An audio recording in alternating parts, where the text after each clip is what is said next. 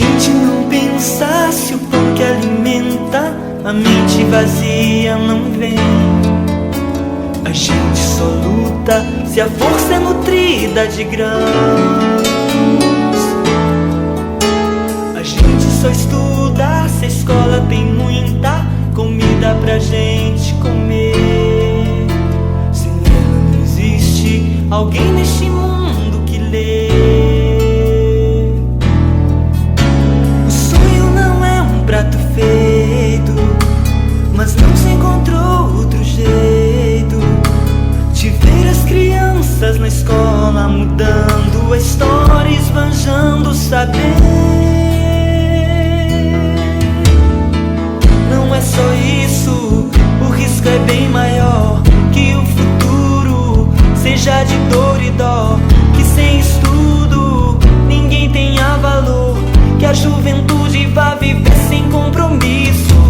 Não é só isso, o risco é bem maior. Que o futuro seja de dor e dó, que sem estudo ninguém tenha valor, que a juventude vá viver sem compromisso. A gente tem planos tão nobres e grandes e ninguém vai nos impedir de realizá-los. O nosso descaso quer fim. A gente só pede um pouco de tudo, estudo e alimentação. O resto sem pressa, está tudo na palma da mão.